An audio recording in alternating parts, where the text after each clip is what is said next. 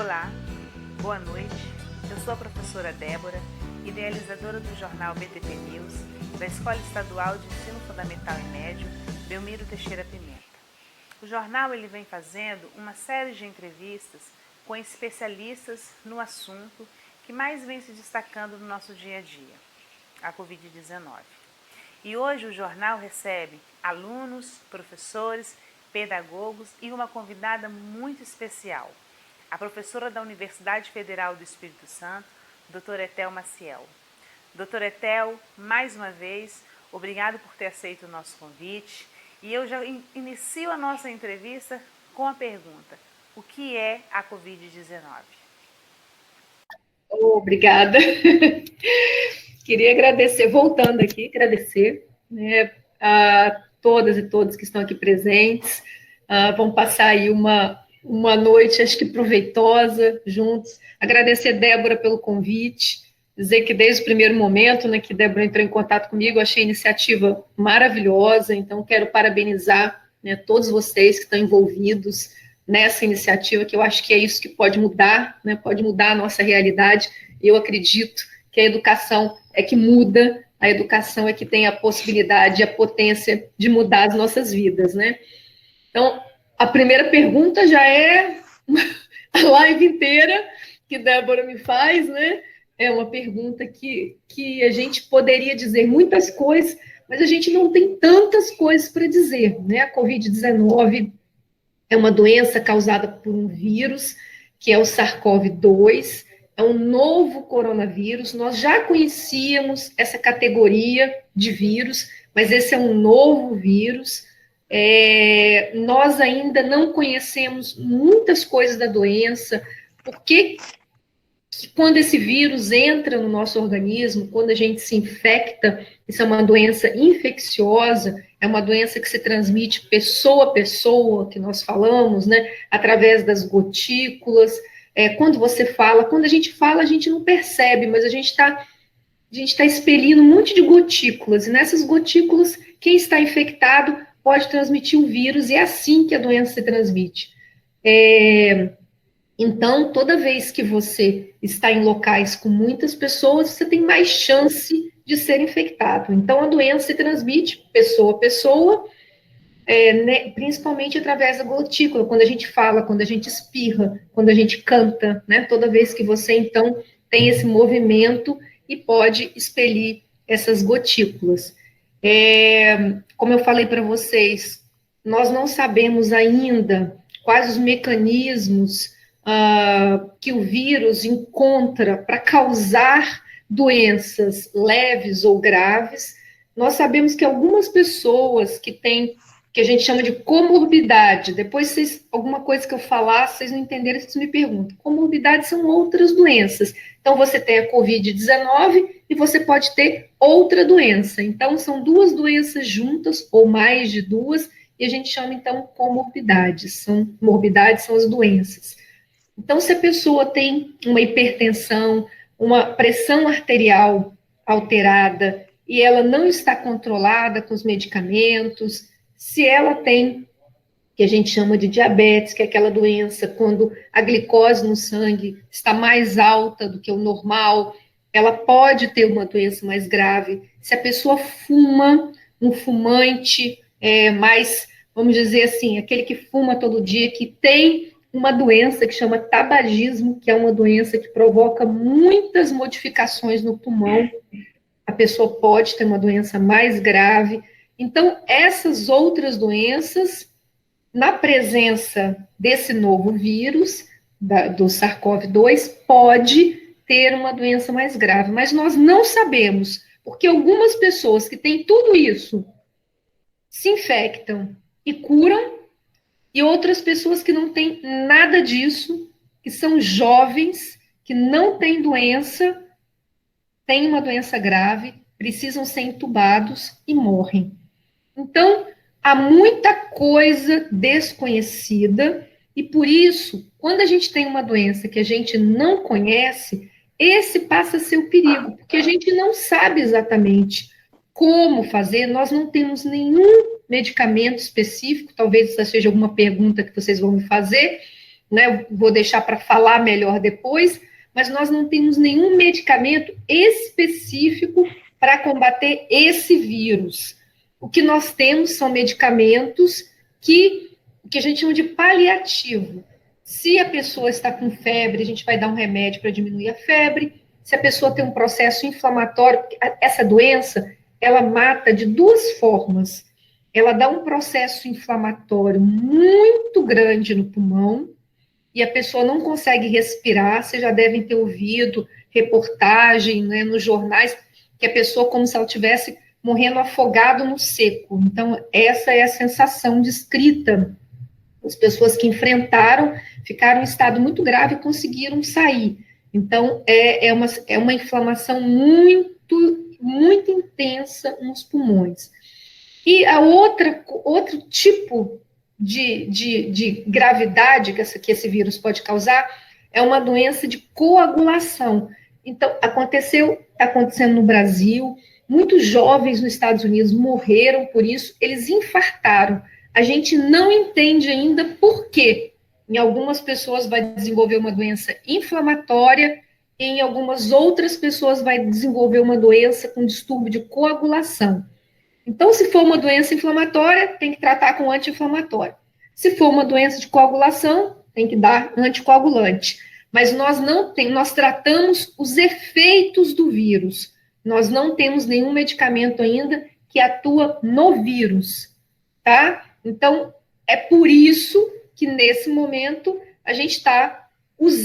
nós estamos usando a única estratégia que nós sabemos que pode ser efetiva, que se chama isolamento social. O que é isso, né? É afastar as pessoas o máximo possível de outras pessoas, de aglomeração. Então, o ideal, no mundo ideal, o isolamento seria você conviver apenas com aquelas pessoas do seu círculo familiar, pessoas que você já está habituada a conviver e não evitar entrar em contato com outras pessoas. Obviamente, algumas pessoas que trabalham em serviços essenciais, elas nunca ficarão em isolamento, né? Porque os profissionais de saúde precisam atender, os profissionais, por exemplo, que trabalham no supermercado, que a gente precisa de alimento. Então, alguns serviços são essenciais, eles não vão ficar em isolamento. Mas, quando a estratégia para ela funcionar melhor, a gente teria que evitar essas interações sociais, que a gente chama. É esse contato, esse encontro, né, essas aglomerações, possibilidade da gente trocar o vírus, né, da gente contaminar uns aos outros. Então, essa é a única estratégia eficiente, que já está comprovada, que a gente tem. Nós sabemos que alguns países não adotaram essa estratégia no início e tiveram taxas assim desastrosas, né, de números de óbitos. Depois a gente pode detalhar melhor, mas eu vou parar por aqui e vou esperar agora as perguntas de vocês. Doutora Etel, eu gostaria de trazer uma coincidência.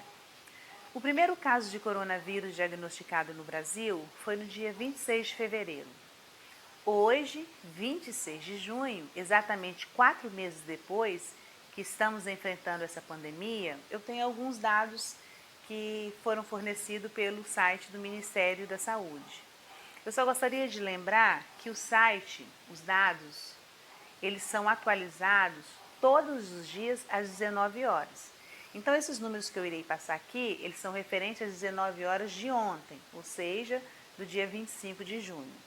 Então, até o dia 25 de junho, o Brasil tem 1.228.114 casos confirmados, com 54.971 óbitos. Já no Espírito Santo, o primeiro caso confirmado foi no dia 5 de março, e nós temos 40.256 casos confirmados e 1.490 óbitos. Doutora Etel, o que deu de errado? Porque nós sabemos que esse vírus, ele se alastrou, ele começou na China, e todos os casos confirmados no Brasil, os primeiros casos, são de pessoas vindas de fora. Os especialistas dizem que ele é um vírus exportado. Os primeiros casos vieram de pessoas vindas da China, França, Itália e Estados Unidos. Quando o Brasil ele viu que tudo isso estava acontecendo lá fora, a doença estava se alastrando, não era essa a hora do Brasil ter se preparado melhor? E hoje nós não estaríamos ultrapassando 1.200.000 casos confirmados e chegando a quase 55 mil óbitos? Doutora Etel, o que deu de errado? O que os especialistas falam sobre isso? Então, Débora, para dizer para vocês que como a gente não faz testes em massa, na verdade nós temos muito mais gente infectada do que aquela que nós conhecemos, do que os números oficiais. Então, vou dividir sua pergunta em duas partes aqui, que é assim, a questão do vírus, como é que esse vírus chega, né? Esse vírus que vem trazido, né, de outros locais, e aqui especificamente no Espírito Santo veio com uma pessoa que voltava da Itália, né? Então, só para a gente lembrar do início dessa doença. A gente tem, hoje a gente já sabe, então vocês podem ouvir, não, isso foi um vírus criado no laboratório, foi isso, não sei, não. Hoje nós já temos evidências científicas que é um vírus, o que a gente chama, eu acho que vocês já devem ter tido aquela aula de biologia que fala, uma parte assim de evolução, que fala do salto. Existe um salto da parte animal para os humanos que os micro-organismos podem fazer. Eles vivem fazendo isso, né? Fazendo mutações, quando a gente invade o local. Então, o problema é que os vírus e bactérias e fungos que estão lá infectando os animais, eles passam para os humanos porque os humanos vão chegar até o habitat desses animais. Então, está lá o morcego com o seu vírus que estava bem adaptado ao morcego, não tinha problema nenhum. Então, esse morcego que foi capturado, né, estava no mercado, a ideia que nós temos é que, na verdade, a informação, né, é que foi no preparo que esse vírus se espalhou, porque essa iguaria que é servida lá na China, você tem que abrir o morcego e você abre o abdômen do morcego e você, as vísceras ficam aparentes. E foi nesse preparo que houve a contaminação, né? O vírus saltou para os humanos e por alguma coisa que nós não sabemos, há uma mutação e ele, então, se adapta ao nosso organismo e começa, então, a infectar. E ele se infectou, as primeiras pessoas morreram muito rápido, né? E ele infectou muitas pessoas muito rápido. A gente teve a notícia, nós podíamos ter nos preparado melhor, isso Débora falou muito bem. Eu acho que o primeiro erro do Brasil foi não ter fechado as fronteiras, né? Nós demoramos muito a fechar as nossas fronteiras, a gente não tinha esse vírus aqui, né? A gente já sabia a forma de transmissão, que era pessoa a pessoa, o vírus teria que ser trazido por alguém, né? Porque rapidamente a China teve uma resposta muito, muito ágil e produziu muita informação, e a gente já sabia o modo de transmissão, a gente já sabia o que estava acontecendo, então nós já tínhamos muita ideia, e nós tínhamos a ideia de que ele se espalhava muito rápido, tanto que vocês lembram que a gente viu um hospital sendo construído em 10 dias, né? A gente viu assim, então foi mostrado para o mundo como aquilo, e como as pessoas estavam morrendo, né? Apesar disso tudo. Então, nós já sabíamos disso tudo, nós demoramos a fechar nossas fronteiras, a gente fechou as fronteiras quando a gente já tinha muitos casos, nós não fizemos uma vigilância nas pessoas que estavam chegando do exterior, então, e isso aí é algo que foi o segundo erro, né? Nós não tivemos um protocolo para isso, e quando nós instituímos o protocolo foi de quarentena voluntária. Então, a pessoa, ela chegava do exterior e ela podia, se ela quisesse, né, ficar de quarentena. O que isso foi, vamos dizer assim, o terceiro erro. Nós acompanhamos aqui no Espírito Santo mesmo que esse primeiro caso, a pessoa, se vocês se recordam, ele teve o resultado positivo e ele não quis fazer a quarentena, ele saiu, precisou ter uma ordem judicial, né, para que ele ficasse, depois ele ainda pegou um avião e foi embora. Então, assim, foi muita coisa que a gente não tinha nem mecanismos também, não sei se vocês se recordam, nós não tínhamos mecanismos no Brasil para, por exemplo, impedir que se alguém não quisesse fazer quarentena, que ela não fizesse. Na verdade, quando a gente tem uma doença que ela é transmitida pessoa a pessoa, isso é uma ameaça à saúde pública. A pessoa não pode ter o direito de querer sair por aí espalhando a doença. A nossa liberdade fica restrita no momento que você passa a ser um fator transmissor de uma doença que pode levar alguém à morte. Então, mas nós não tínhamos mecanismos no Brasil. Então, teve que ter uma aprovação, né, no Congresso de uma lei específica que dava, então, poderes, vamos dizer assim, né, às autoridades sanitárias para que, e até judicialmente, né, para que as pessoas, uma vez identificadas que elas tinham o exame positivo, elas tinham que fazer a quarentena. O problema é que a gente não tinha teste para todo mundo, ainda nós não temos, e muitas pessoas não sabem sequer que estão doentes, porque têm sintomas leves, é o que a gente chama de oligossintomático, são sintomas leves, ou pessoas que não têm sintoma nenhum, são os assintomáticos, mas eles estão transmitindo, eles transmitem, mas como eles não sabem que eles estão doentes, e a gente não tem teste para dizer que ele é positivo, essas pessoas estão nas suas atividades normais. E esse é o problema da adaptação desse vírus. Esse vírus se adaptou muito bem. A gente diz, porque o vírus também, gente, ele quer sobreviver, ele quer viver. O vírus, quando ele é um bom vírus eficiente, ele mata pouco e transmite muito, que é exatamente esse vírus. Ele provoca doenças leves, sintomas leves, e aí ele consegue se espalhar e se multiplicar muito rápido. Aquele tipo de micro-organismo que tem uma letalidade, que mata muito rápido, ele é vamos dizer, um micro-organismo menos adaptado, ele é muito ruim vamos dizer, para o grupo dele, do micro-organismo, porque ele não tem capacidade de se multiplicar rápido e ele morre com a pessoa, né, que ele contaminou. É o caso do ebola, por exemplo.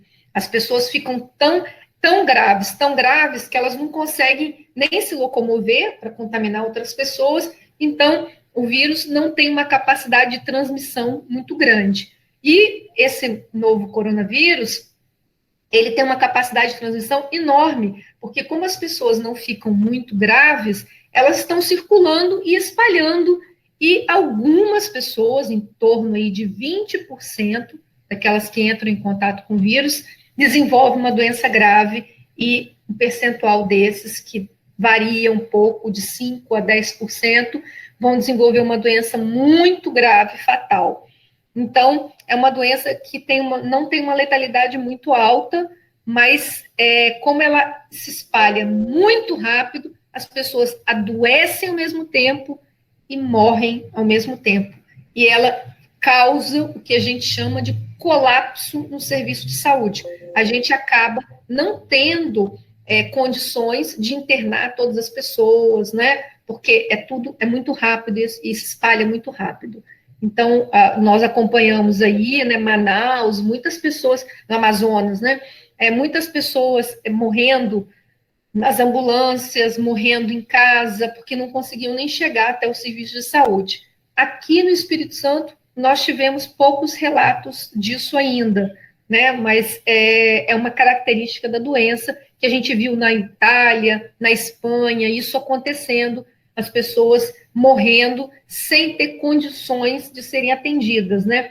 Profissionais de saúde, os médicos tendo que escolher quem ia ser entubado e quem não ia. Então, a gente vivenciou, né, esse drama.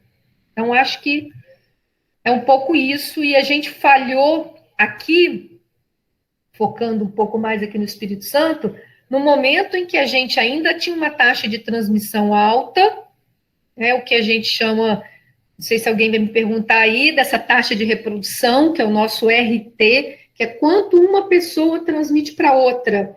Essa doença, ela começa com uma taxa de reprodução de 3, então uma pessoa, né, transmite para 3, que transmite para 9, vai multiplicando por 3, para a gente pensar um pouco mais, para ser mais fácil, vamos colocar assim, 10 pessoas transmite para 30, que transmite para 90, então vai crescendo muito rápido, né?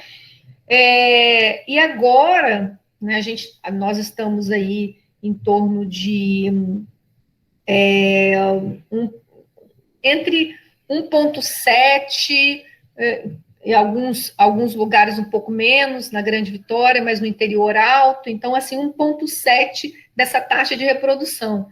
Então, 10 transmite para 17, que transmite para 29, professora de matemática, me ajuda aí, vai multiplicando por 1,7 e vai crescendo, né? Que ainda é acelerado, mas não é tão acelerado como se estivesse lá na taxa de reprodução de 3. Percebe isso? Tudo bem? Okay. Então a gente começou, e o que nós, né, epidemiologistas, o que a gente indica?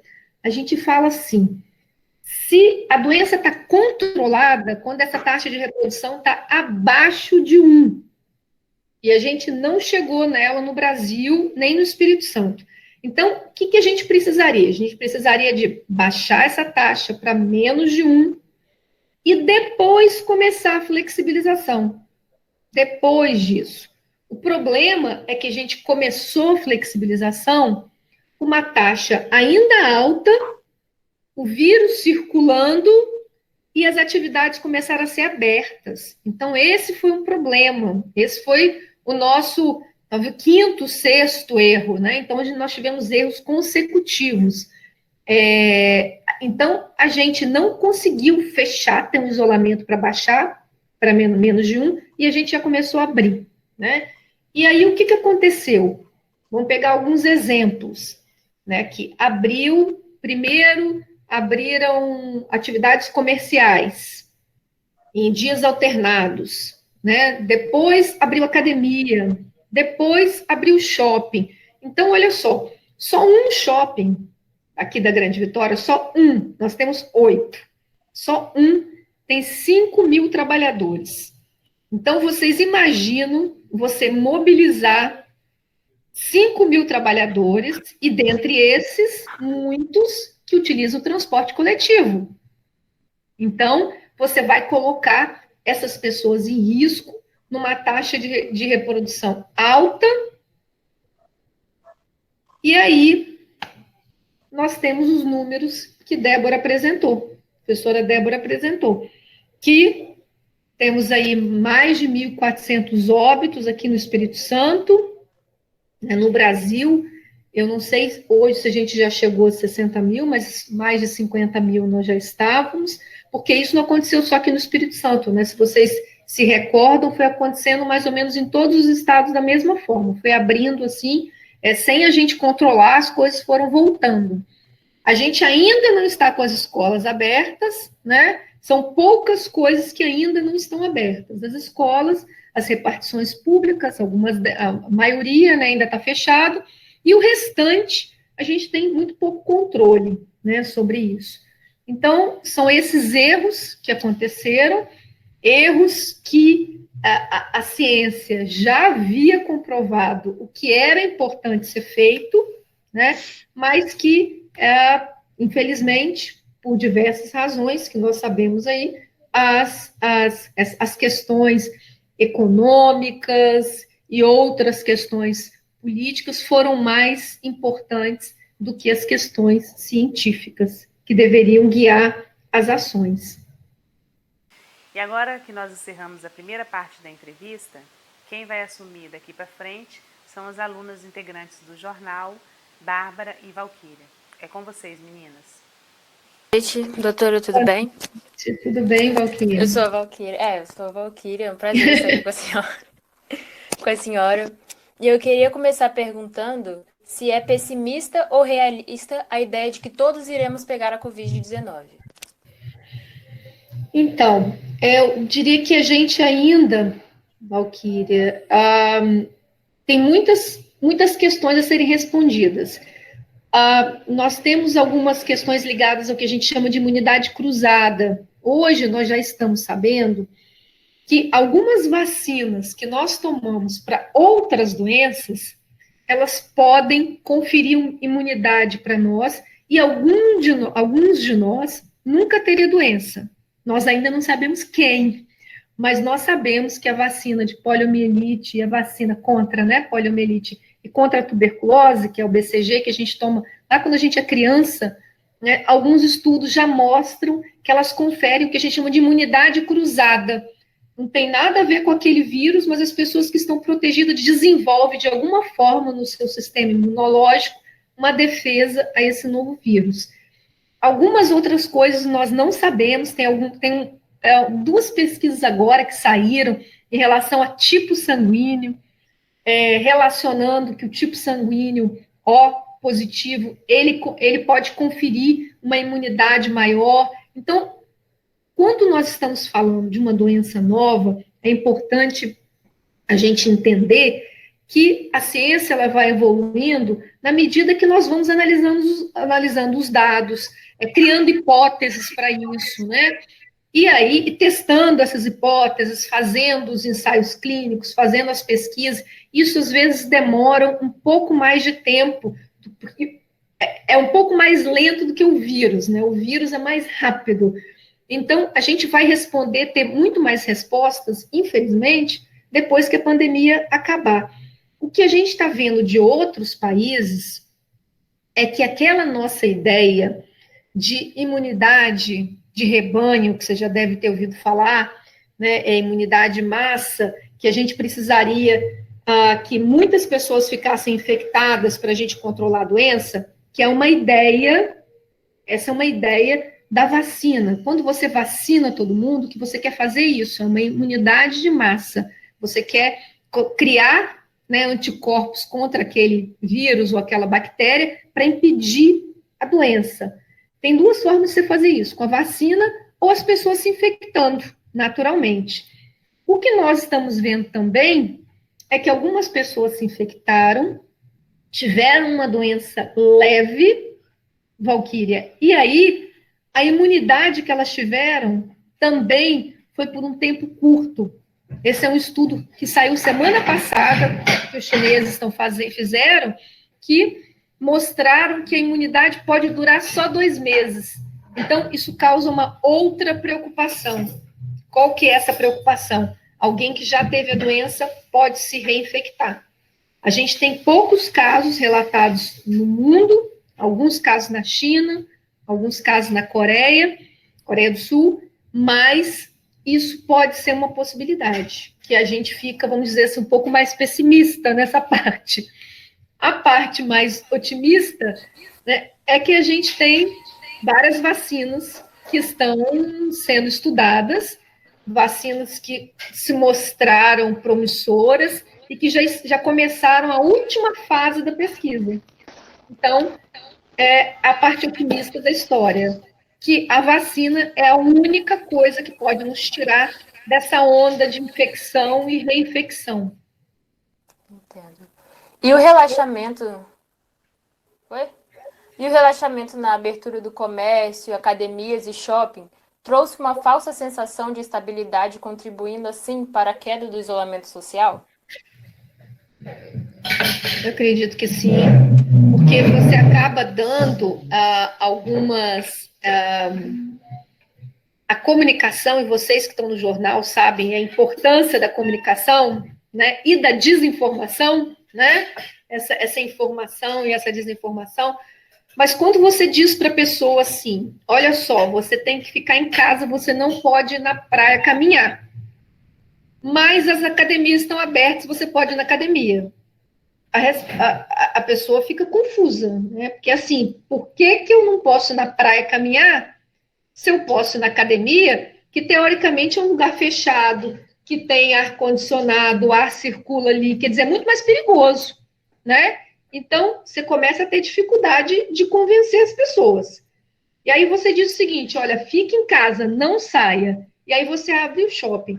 Você quer maior sensação de normalidade do que o shopping aberto numa cidade, assim, nas grandes cidades, porque o shopping é aquele lugar que a gente vai para encontrar a pessoa, né? Assim, é para aglomerar mesmo. A gente vai para lá para aglomerar. Então, que é diferente de outros lugares, né? O shopping tem essa característica.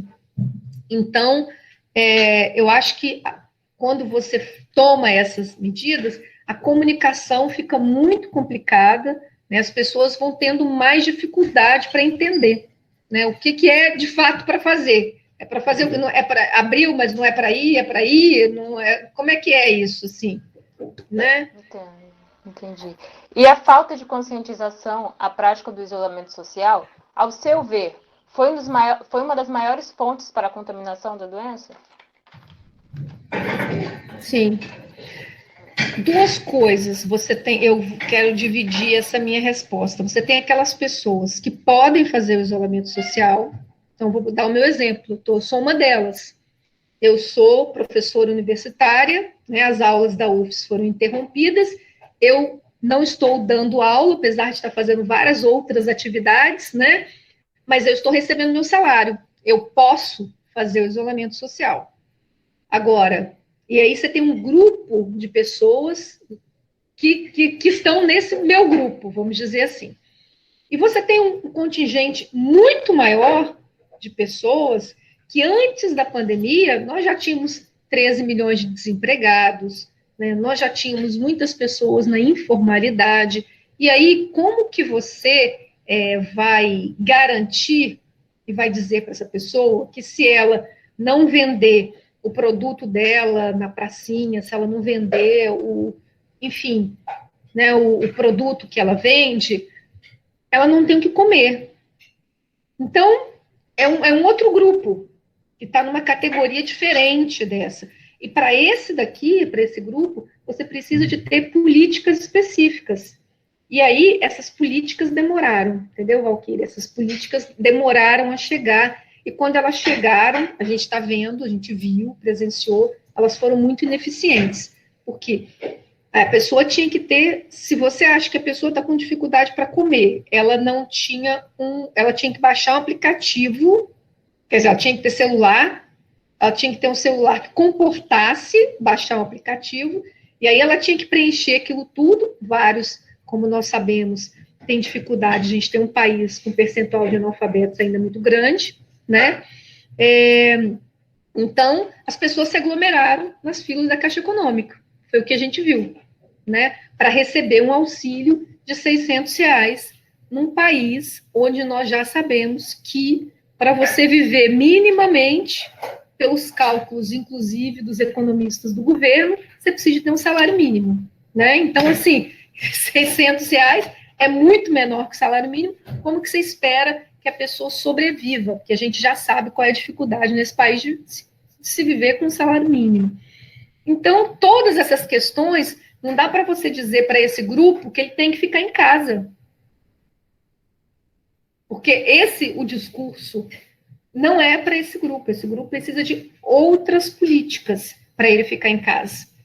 Então, e aí, como é que você fica em casa e faz isolamento numa casa onde tem 2 cômodos e moram 8 pessoas? Como que é possível fazer esse isolamento? Entendeu? Então, são todas essas questões que durante essa pandemia ficam mais evidentes, né? E ficam mais difíceis, e você precisa de política pública para isso.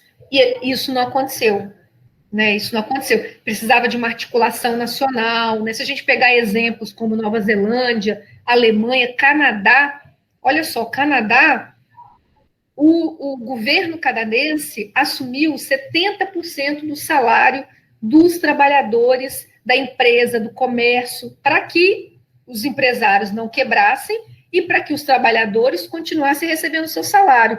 Aqui no Brasil, nós aprovamos uma lei permitindo que as empresas demitissem os trabalhadores. Percebe a diferença? Então, é o que a gente chama de estado de bem-estar social. Existe no Canadá, não existe no Brasil. Então, assim, os erros foram muito grandes e a gente acabou não conseguindo fazer isso, né? A gente aprovou uma lei que era possível reduzir o salário dos trabalhadores e que era possível dispensar esses trabalhadores, diferente de outros países que assumiram, que o governo federal, né, assumiu para si a dívida, né, se assumiu para si esse estado de bem-estar social, dividiu com o empresário, porque é uma crise global, uma crise, né, mundial, econômica, e isso vai afetar todo mundo. E a gente criou uma outra linha que acabou aprofundando os problemas econômicos, né? Em alguns países já saíram do isolamento e têm enfrentado a segunda chamada de contágio. Você acha que os surtos constantes serão constantes daqui em diante? Então, eu acho que eu não falei lá atrás, no conceito de doenças infecciosas, a gente tem a ideia de que para a gente chegar naquele platô da curva, a gente precisa de que um pouco mais de 50% da população esteja infectada para a gente descer. O que a gente está vendo é que alguns países estão chegando a esse platô com menos de 50%. Alguns em torno de 20%, alguns um pouco menos que isso. Que pode ter a ver com essa ideia de imunidade cruzada, a gente ainda não sabe, pode ter a ver com isso. O que está acontecendo? É que quando você tem 20% de infectados, você ainda tem 80% de pessoas que podem se infectar. E quando você abre, vamos dar o exemplo das escolas aqui. As escolas. A gente tem, nesse momento, a maior parte dos professores e dos estudantes como vocês em casa, né? Em casa, tem aí, né, uma saída eventual para alguma coisa mais essencial, mas estão em casa. Então, essas pessoas estão protegidas, vamos dizer assim. Quando a gente flexibiliza e coloca essas pessoas de novo para circular, se um RT não tiver abaixo de 1, você está colocando novas pessoas que estão, assim, vamos dizer, preparadas para receber o vírus, para serem contaminadas em circulação. Entendeu, Valquíria? Então, assim, é o que está acontecendo nesses outros países. Mas a maioria, vamos pegar aqui o exemplo da França, e vou pegar o exemplo das escolas na França. A França esperou o RT baixar, mesmo assim, aí abriu as escolas, né, baixou para baixo de 1, abriu as escolas e teve que fechar mais de 50 escolas, porque começaram a ter muitos surtos. As escolas começaram a pipocar um monte de infecção, um monte de gente doente e pessoas graves. Aquelas pessoas estavam, então, protegidas. Então, você coloca elas em circulação e começa de novo a tudo girar. Porque mesmo quando você está com RT abaixo de 1, não significa que o vírus sumiu. Ele está circulando, só que ele está circulando de forma mais lenta. E aí, quando ele encontra um grupo que não entrou em contato ainda, um grupo que está ali todo aglomerado, aí começa uma nova onda ali de infecção. Entendi. E os países que combateram melhor a Covid-19 foram aqueles que tiveram os melhores líderes e, assim, as melhores decisões? Sim. Exemplo clássico nosso aqui é da Nova Zelândia, que foi o que a gente chama de... vocês ouviram muito, acompanharam aí, a questão de temos que achatar a curva, né, diminuir as pessoas que estão circulando para tornar a doença um pouco mais lenta, né? E a Nova Zelândia adotou uma estratégia que é diferente, o que a gente chama de esmagar a curva. Eles fecharam as fronteiras muito rapidamente e impediram a circulação, fizeram o lockdown, que vocês já ouviram muitas vezes aí, que é impedir esse movimento, restringir o movimento, e eles permaneceram com isso de forma muito, muito efetiva, e o país inteiro, né, acho que eles não tiveram menos de 7 mortes.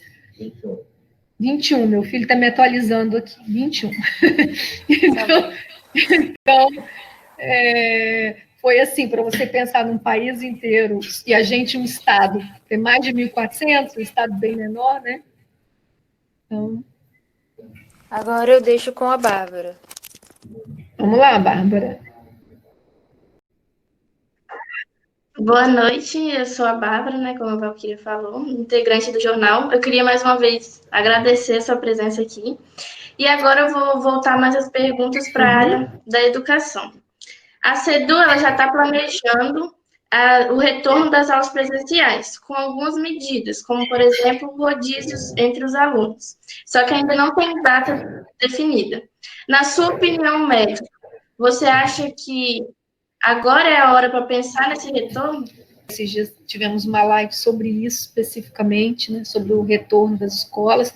Então, para a gente retornar, a gente teria que estar com essa taxa de reprodução abaixo de 1, por um período sustentado. Então, não é só ter a taxa abaixo de 1, ela tem que ficar por pelo menos 3 semanas nesse período, sem novos casos. A gente tem uma diminuição importante, né, de número de casos, de morte. Nós não chegamos nesse momento, nós estamos ainda mantendo os nossos óbitos, aí a gente está sempre passando de 30 todo dia, né? A gente tem aí nos últimos dias, então, nós temos tido muitos óbitos.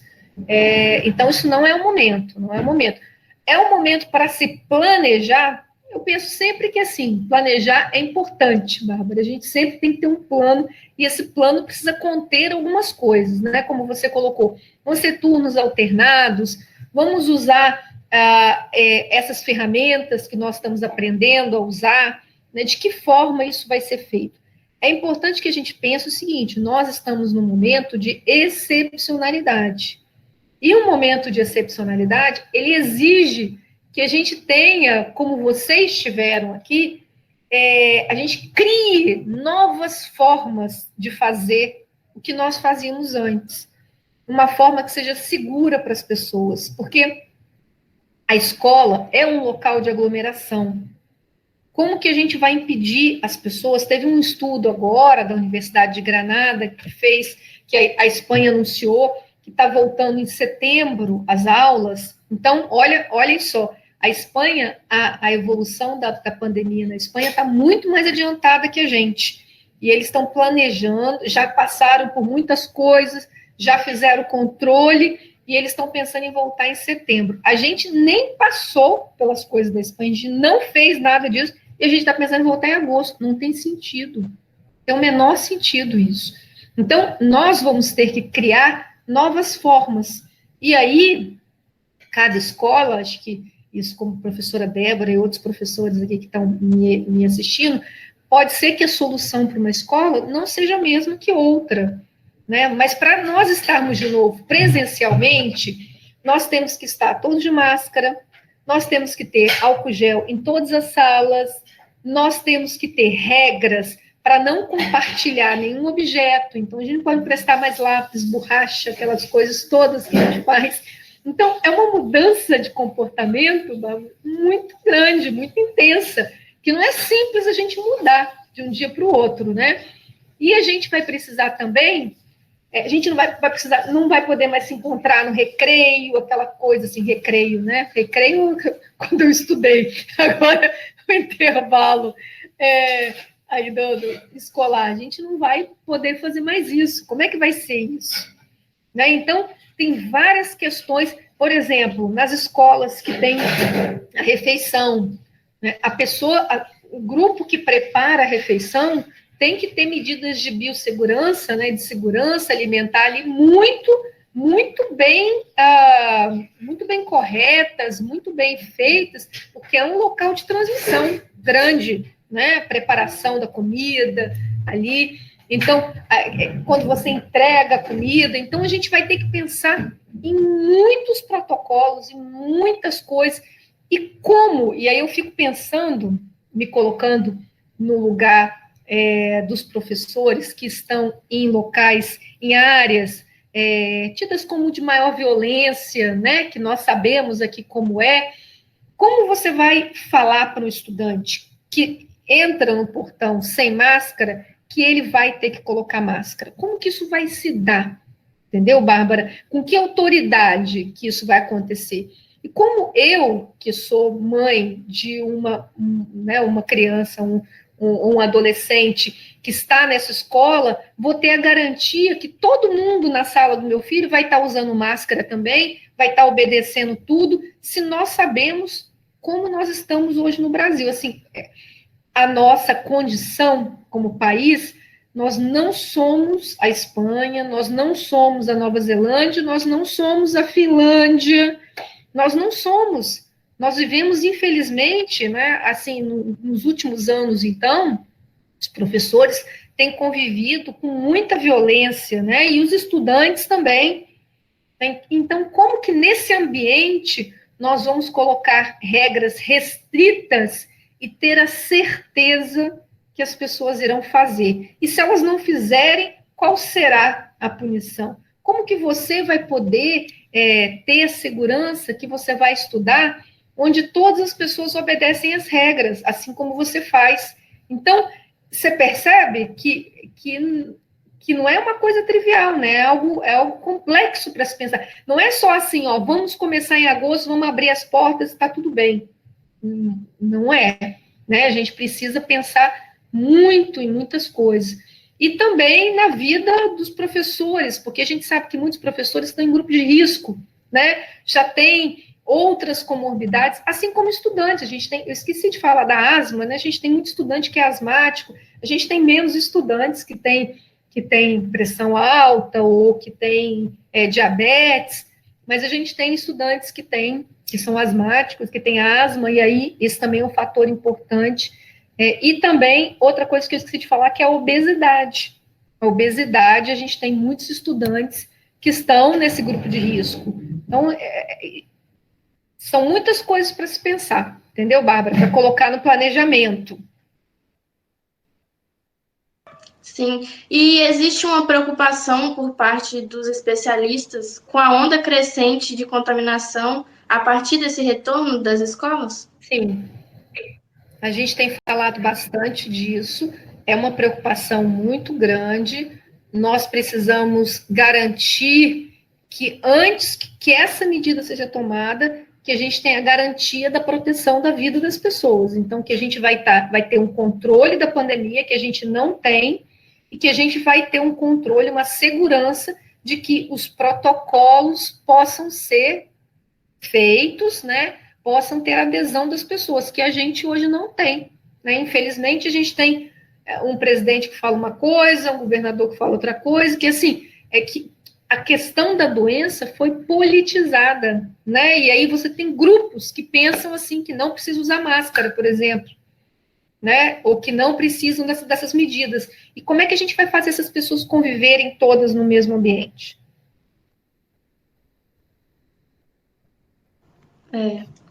E os testes rápidos, eles podem ajudar de alguma forma no retorno dessas atividades? Sim, eles serão importantes, principalmente para testar os professores, né, o grupo que faz parte da limpeza, as pessoas que estão ali, até para garantir que o ambiente que você vai entrar e que os outros estudantes vão entrar, ele seja um ambiente seguro, que você não vai ter pessoas que vão transmitir, porque infelizmente nós temos também uma condição que você deve saber, e os outros estudantes aqui que estão me ouvindo também, que a gente tem, os salários dos professores são muito ruins, né? A gente tem que lutar muito para melhorar.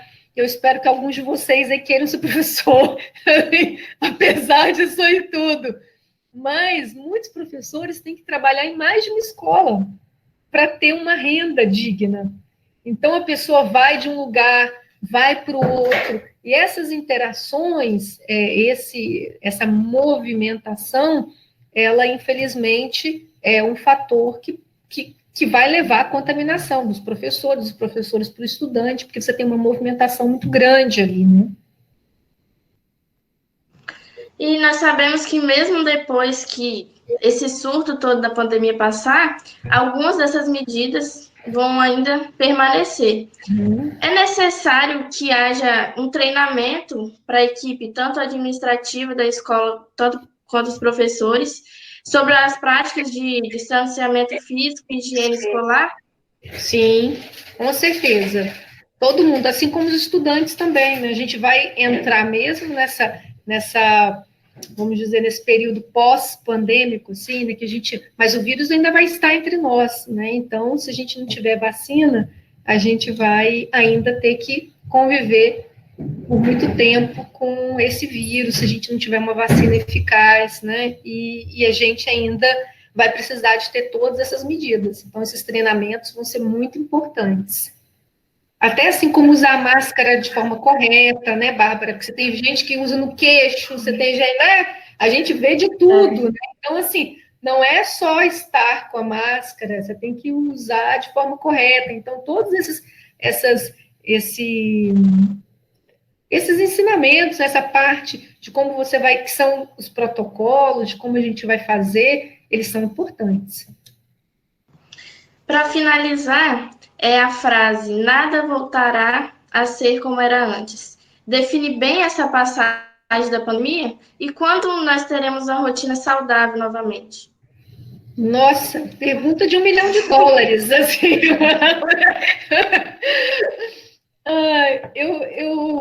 Eu quero crer, assim, que a gente vai estar diferente, né? Que assim, a gente nunca vai voltar mais ao normal, porque a gente vai estar mais consciente de algumas coisas. Eu acho que o próprio fato que essa pandemia tem propiciado, tem revelado, essa possibilidade da gente trocar, né? Quanto que a gente podia pensar que a gente estava aqui falando, por exemplo, né? Trocando experiências. Então, eu acho que e a gente entender que a gente está no mundo, Bárbara, Valquíria, e todos aí que estão me assistindo, estou falando de Bárbara e Valquíria, estou falando o nome delas, que é os nomes que eu sei aqui, que já me entrevistaram, mas aí sintam-se representados e representadas aí os estudantes. Quando que a gente podia pensar, né, e o mundo viveu uma pandemia como essa, assim, há 100 anos atrás, a nossa geração não está preparada para isso, nós no Brasil, como a gente vive num país onde a gente não tem terremoto, onde a gente não tem desastres naturais, né, que podem acontecer isso, a gente não tem esse tipo de treinamento para crise. Nós não, como outros países. Por exemplo, se você pegar uma criança de 5 anos no Japão, ela sabe o que ela tem que fazer se tiver um terremoto, ela sabe o que ela tem que fazer se tiver um tsunami, ela é treinada para crise, ela tem uma capacidade de resposta. A gente não tem, né? A gente convive aqui no Brasil com a violência, né? Com os tiros, que a gente tem que criar estratégias, né, Bárbara? E que outros países não precisam conviver com isso. Mas, assim, grandes crises a gente não tem. A gente, por exemplo, não tem treinamento da escola. Se a gente tiver um incêndio, o que a gente faz? Mas se você perguntar, por exemplo, uma criança de 5, 6 anos nos Estados Unidos, ela sabe que ela tem que rolar, que ela tem que fazer, exatamente, porque tem treinamento para isso. A gente não tem esses treinamentos. Nós não temos essa cultura de treinamento, de como nos comportar, né, num momento de desastre, de crise, e que pode acontecer com todos nós, como aconteceu agora. Né? A gente tem dificuldade disso. Mas eu espero que a gente saia melhor, porque nós vamos entender que que o que acontece com você me afeta. Que o fato do vírus estar circulando aí no seu bairro e o fato de alguém que está aí vir aqui no meu bairro e que eu tiver... Isso nos afeta, nós estamos todos ligados. O fato de alguém não ter água tratada em algum lugar pode começar uma grande pandemia de cólera. E a gente não tem vacina para isso. O fato de alguém lá, vamos pensar isso, alguém lá no mercado chinês, que a gente nem sabia que existia uma cidade chamada Wuhan, nem sabíamos que isso existia, agora a gente sabe até falar de Wuhan. Então, assim, para você pensar que alguém, sem uma medida sanitária, fez alguma coisa que afetou o mundo todo, a gente precisa entender que enquanto tiver alguém passando fome, que enquanto tiver alguém sem água tratada, que enquanto tiver alguém sem condições sanitárias, essa pessoa é um perigo para todos nós. Porque a qualquer momento, um micro-organismo pode fazer esse salto e pode se tornar muito letal. E é isso que a história nos mostrou até agora. E é isso que a gente precisa entender. Eu espero que a gente saia melhor disso nesse ponto, entendendo que nós estamos ligados. O que acontece com você me afeta, o que acontece comigo te afeta. Então, isso vai mudar em todo mundo? Talvez não, mas talvez mude em alguns. Talvez o fato de eu estar falando com você aqui hoje te mude de alguma forma, me muda de muitas formas, certamente. Isso a gente vai fazendo essa corrente. Então, espero que isso seja diferente. Quando a gente vai ter esse normal, voltar assim, como dizer assim, quando a gente vai voltar como era antes? Falei, tem 3 palavras que a gente quer ouvir muito, assim, a pandemia acabou, né? Se a pandemia acabou. Só que a gente não sabe quando que isso vai acontecer, né? A gente não sabe quando. A gente depende de uma vacina e aí, mais uma vez, a gente depende da ciência. E olha como é que é lindo isso, né? Que aquela terra plana que o povo achou nem é plana, ela é redonda e ela gira de uma forma muito interessante, porque aquelas pessoas que não acreditavam na ciência agora dependem da ciência, né, para a gente sair disso. Então, assim, só a ciência pode tirar a gente desse momento que nós estamos. Tudo que a gente faz além disso são paliativos para a gente sobreviver. E a meta é essa, sobreviver a essa pandemia até a gente ter uma vacina. Então é isso, Bárbara. Muito obrigada. Antes de nós passarmos para as perguntas dos nossos convidados, eu gostaria de trazer a atualização que acabou de sair no site do Ministério da Saúde. Então, hoje, até às 19 horas, nós temos 1.274.974 casos confirmados e 55.961 óbitos. E no Espírito Santo, nós temos 41.652 casos confirmados e 1.507 óbitos. Gostaria de trazer uma outra observação. Ontem saiu uma reportagem sobre a segunda onda, que você já mencionou na nossa entrevista.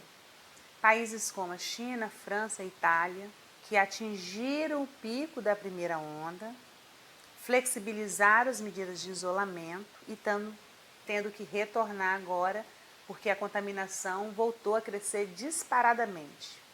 O Brasil não atingiu o pico da primeira onda e vários estados, incluindo o Espírito Santo, estão relaxando as medidas de isolamento.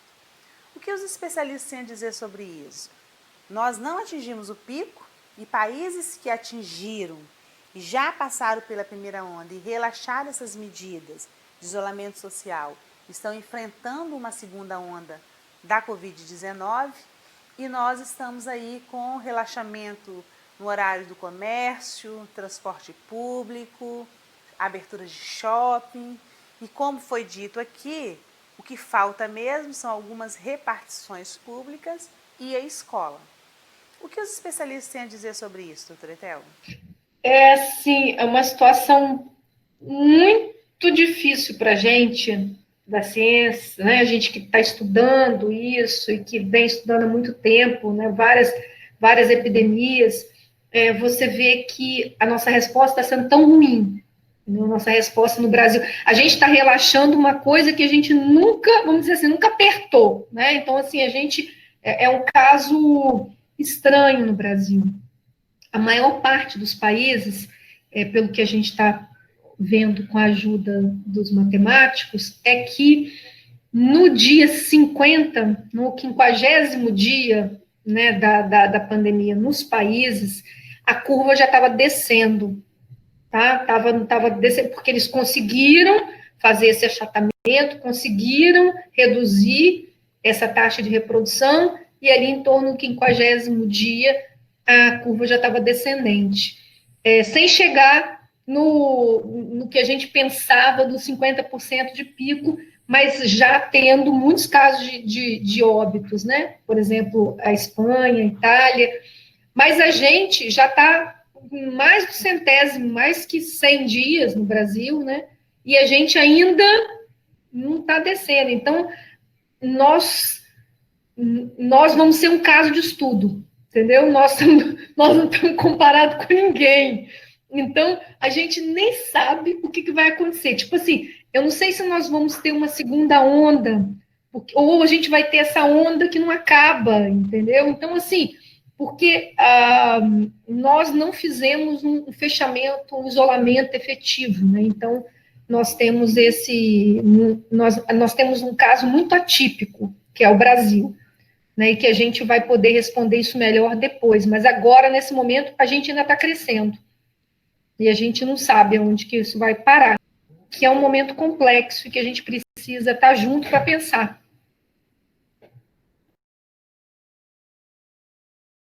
De receitas milagrosas que prometem curar uma pessoa com Covid. Então, essa pergunta, vocês precisam... Eu quero agradecer até por quem fez essa pergunta, não sei quem fez a pergunta, Bárbara. Foi a Paty. Então, Paty, olha só. Nesse momento, né, a gente chama a ciência, né, as evidências científicas, aquilo que a gente comprovou que foi feito um estudo, pessoas que tinham aquela doença tomaram aquele medicamento e elas se curaram ou tiveram melhora.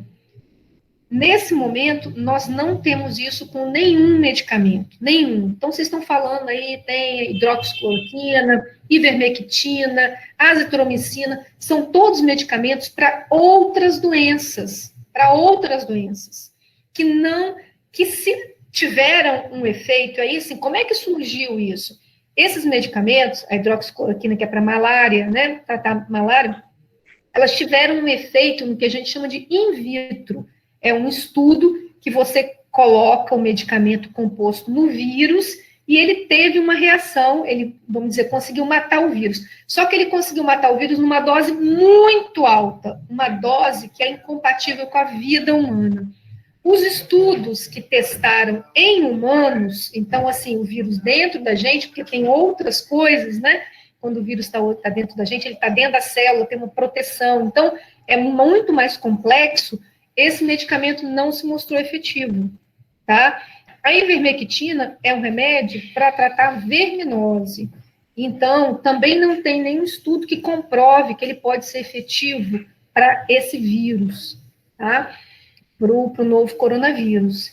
E a azitromicina, que é um antibiótico, é para bactéria, não tem ação em vírus. Então, assim, tem muitas coisas que estão sendo feitas que não têm evidências científicas, e no caso, por exemplo, de um antibiótico, se a gente começar a administrar os antibióticos para pessoas que não precisam dele, a gente corre o risco de tornar essas bactérias resistentes, e quando essa pessoa precisar do antibiótico para tratar alguma coisa que tem uma bactéria, esse antibiótico não tem mais efeito nela. Então, essa é uma preocupação. A gente não pode tomar nenhum medicamento sem receita médica, sem prescrição, sem conhecer o nosso organismo, porque alguns desses medicamentos, inclusive, eles podem levar à morte, tá? No caso aí da hidroxicloroquina, por exemplo. Se a pessoa tem um problema cardíaco prévio, ela pode morrer.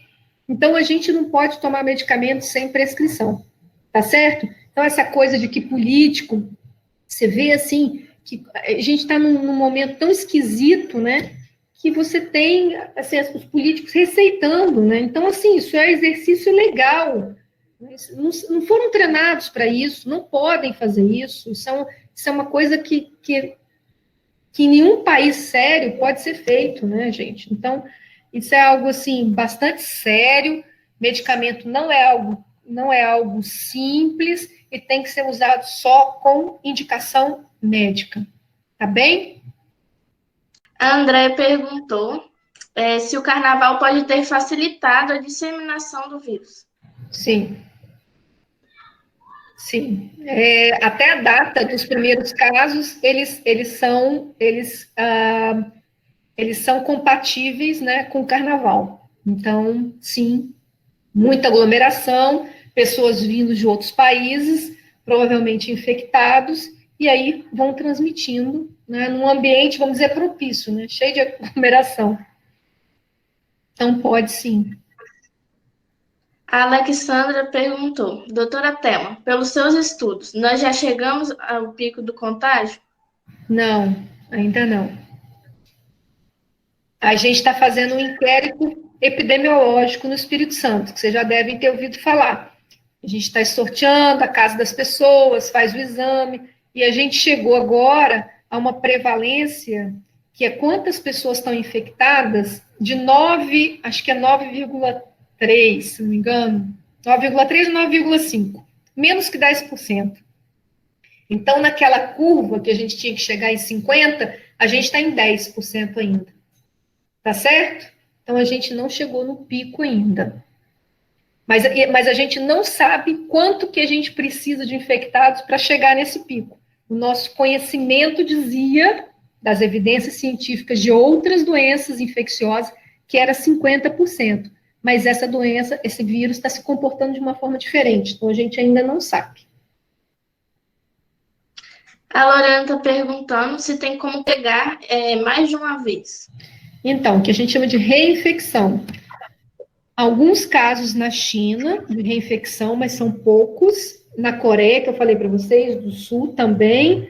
Mas a gente não parece ser uma coisa comum, mas pode acontecer. Se essa imunidade ela for muito pequena, de um tempo curto, por exemplo, se a gente pensar na H1N1, que é o vírus da influenza, aquela que a gente toma vacina todo ano, que tem que tomar todo ano, porque o vírus vai fazendo mutações, vai mudando muito rápido, e de um ano para o outro, aquele vírus que estava circulando, aquelas cepas virais que estavam circulando no ano, já mudaram para o outro ano. Então, você tem que tomar vacina todo ano.